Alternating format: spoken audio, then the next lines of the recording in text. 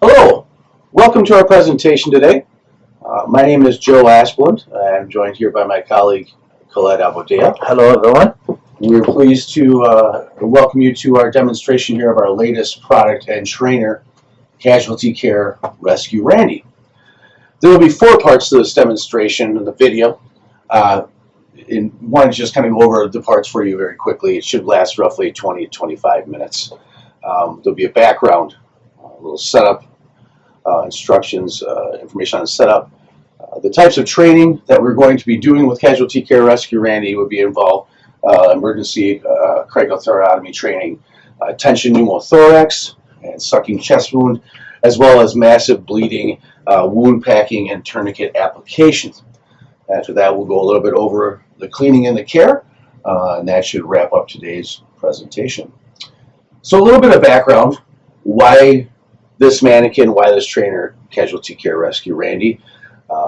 It was developed for training of the Tactical Combat Casualty Care curriculum that was developed by the military here and implemented by the Department of Defense last year, so that every single person in the military, any service member, basically is mandated to have this training, at least the basic training throughout their service.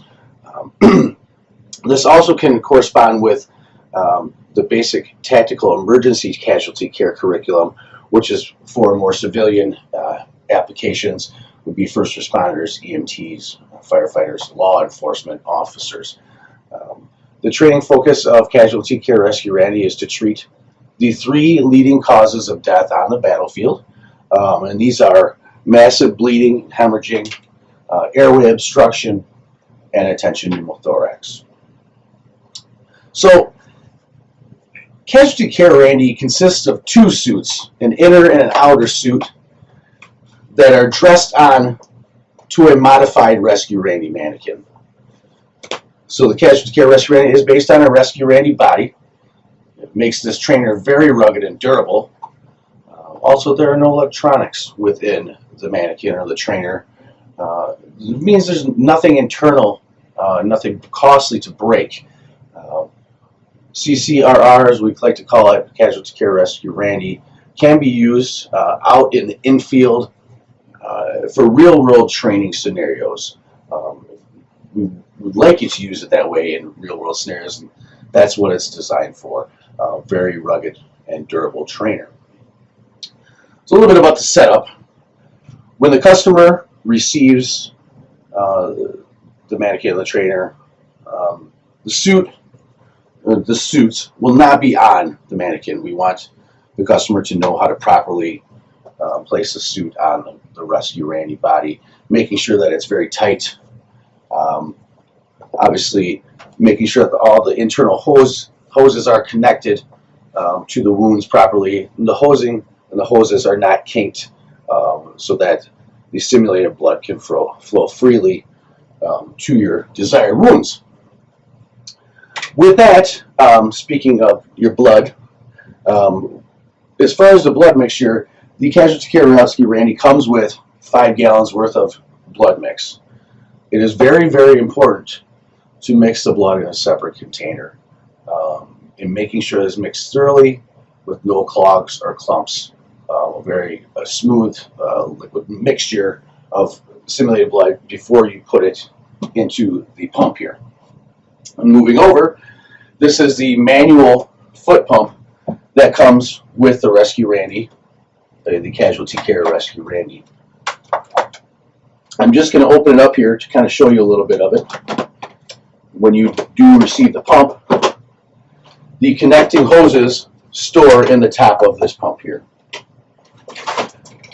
On the other latch, there is a reservoir where you will put your water or your simulated blood. With these connecting lines, they attach to color-coded lines that are already within the internal suit, meeting up with the lines on the external suit to go to the specific wounds. These lines are color-coded to tell you which wounds they are going to. So for example, the red will go to your neck bleed, your subclavian artery bleed. Your yellow will go to your brachial bleed. Your green tubing goes to your inguinal or abdominal bleed, and your blue line goes to the femoral bleed. Now, if you can see here, each of these connecting tubes or hoses have a valve. But each valve can be turned on and off, controlling the flow for each line. Really, first off, you want to just make sure that there's no blocks in your lines, just by blowing a quick puff of air through your lines to make sure that there's nothing blocking them and that air is coming out.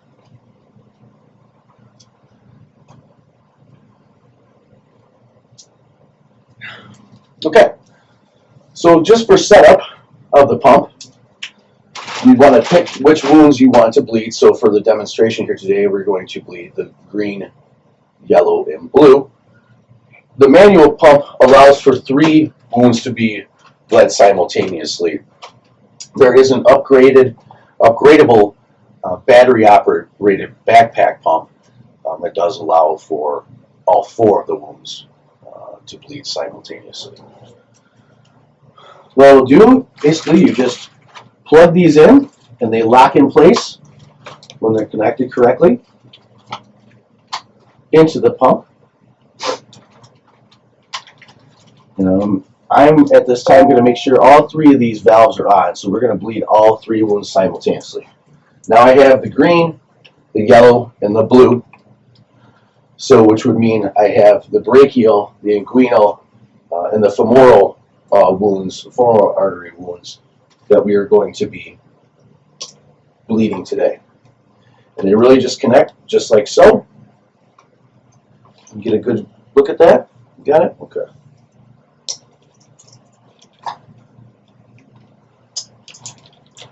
Now for this demonstration, I have filled it up with our simulated blood.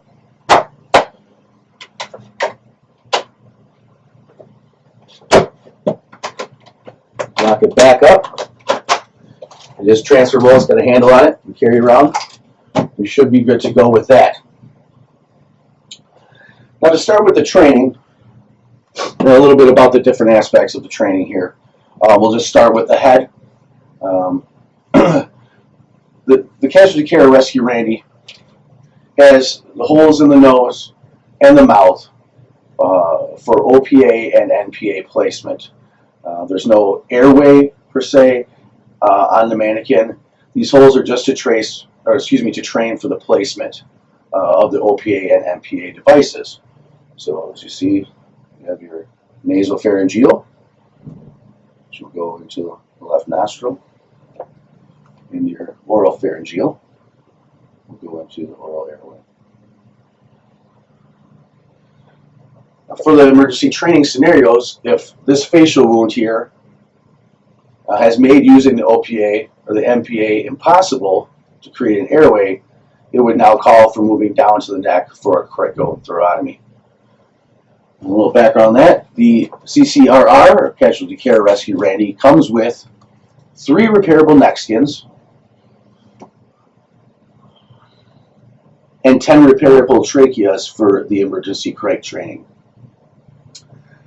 There is also a repair kit that comes with the Manikin as well, the product, in a more tan color and clear for the trachea. I would say that with good repair, the tracheas can probably be repaired roughly 10 to 20 times, used over again, repair it, let it dry, move on to the other one, etc. The neck skin can be rotated around the neck a bit. So this would, most likely you could probably repair this around 20 to 30 times. Obviously depending on how well the repairs are done. So this does give you the ability to train fairly accurately the emergency type procedure.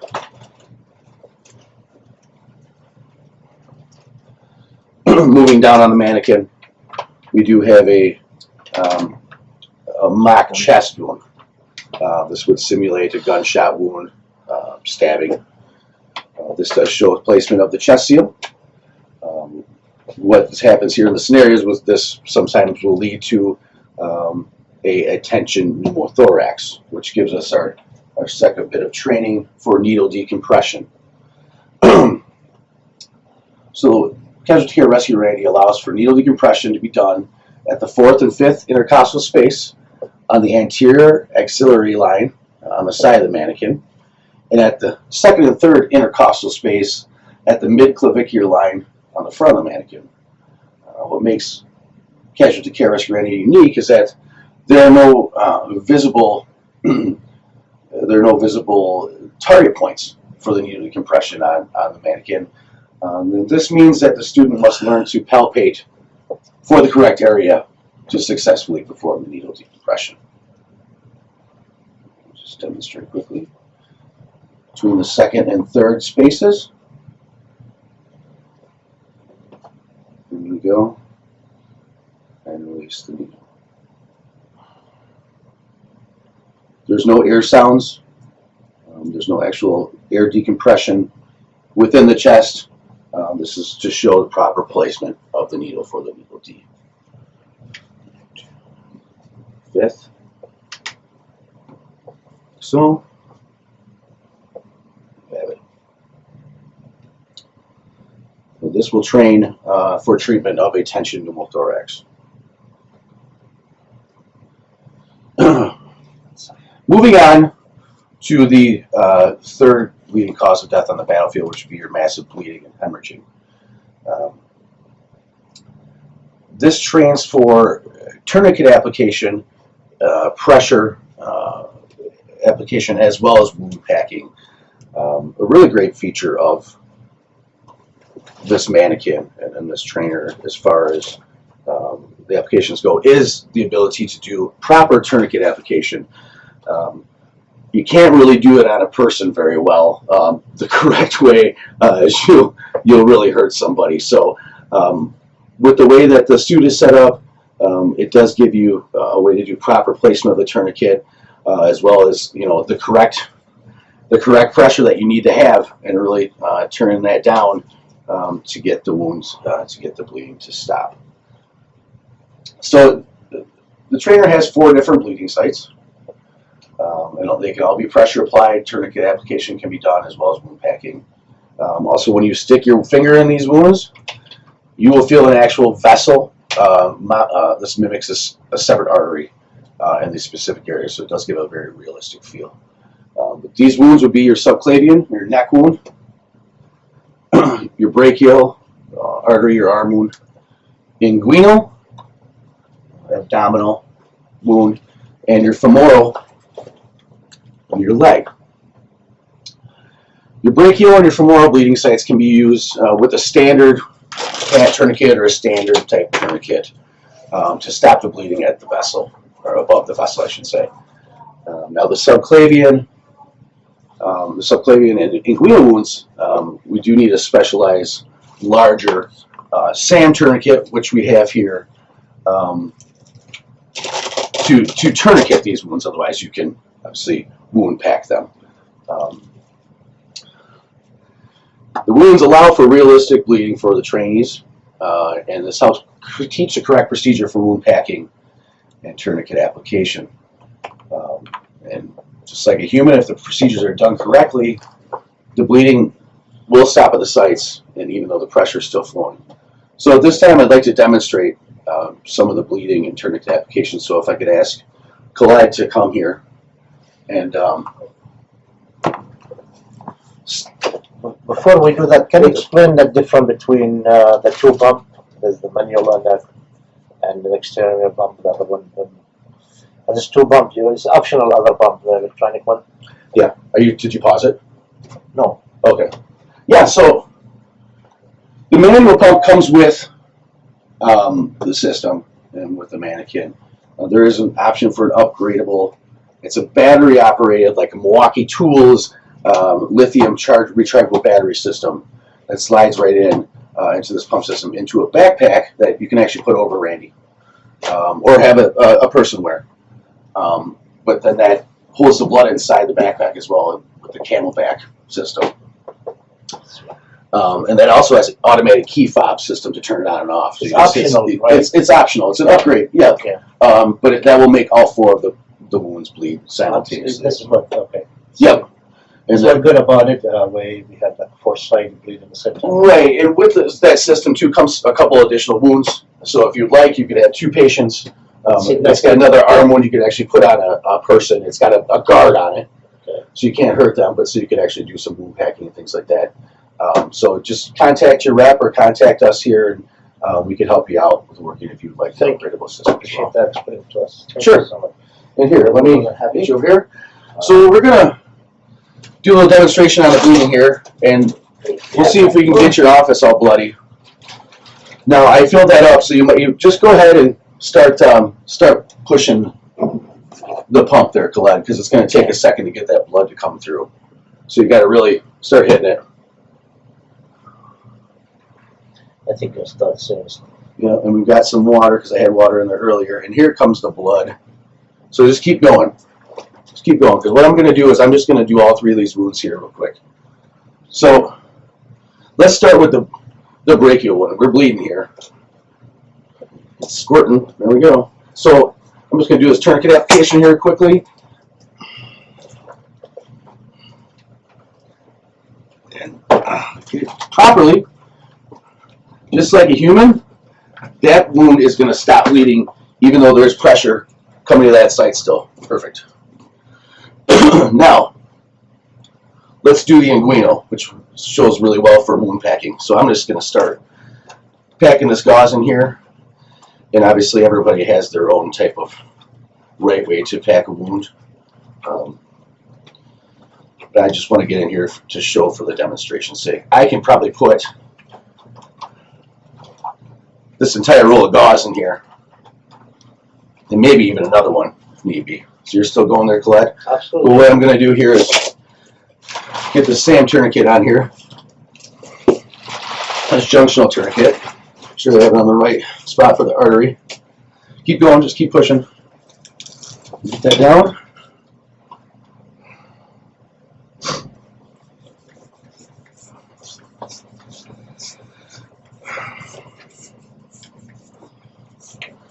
And very good. I believe we have stopped that bleed as well. If I had it placed correctly. Let's see. You're pushing.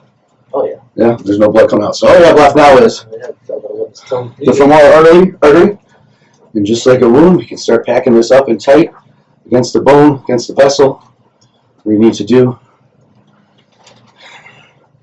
Once again, we'll get this tourniquet. This is a different type.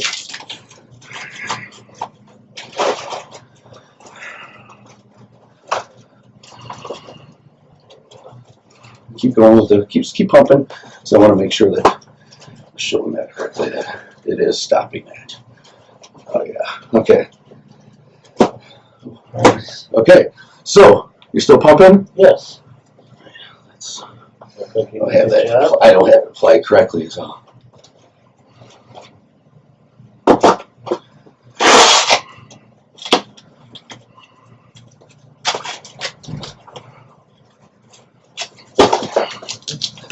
And like, this is a good trainer to use for tourniquet application because really you can't do this to a live person. You do some extensive nerve damage and hurt them pretty bad.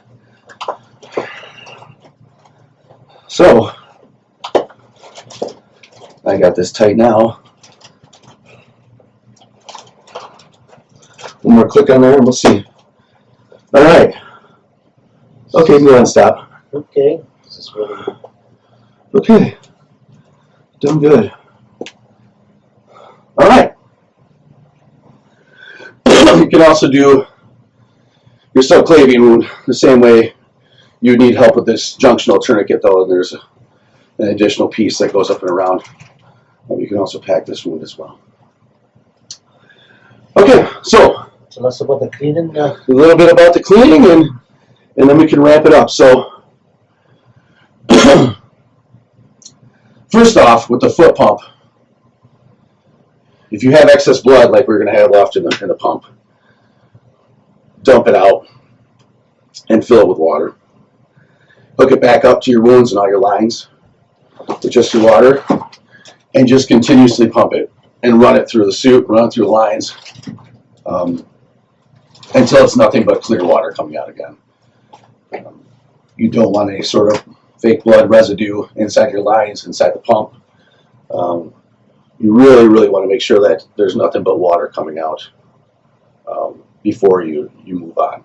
Make sure everything's cleaned, clear. And after that, what you're going to want to do is you can just remove the suit. And I've done this before, even from trade shows in a hotel bathtub. Just use some water and soap, water and gentle soap, and your blood will come out of here. Your stains will come out. You might see a little bit left over, but from use over time and time again. But for the most part, this cleans up very, very nicely. The same with the neoprene suit underneath. Just get it wet, wash it up, and really just hang it up to dry after that. Hang it up to dry, or get in front of a fan, let it sit out. You do not want any sort of mold, mildew, anything like that building up on the suit. Once that is dried again, you can set it up and be ready to go for your next training session. So I hope this was informative for you. Please reach out to your sales representative or our customer service team here, or myself, Joe Asplin, at Nasco Healthcare, and we'd be more than happy to help you with whatever you need. We'd like to thank you for considering doing business with Nasco Healthcare, and we hope we'll continue to provide you with the best product in the market. Hopefully we can help you save more life, and hopefully be part of that. Thank you. Thank you very much.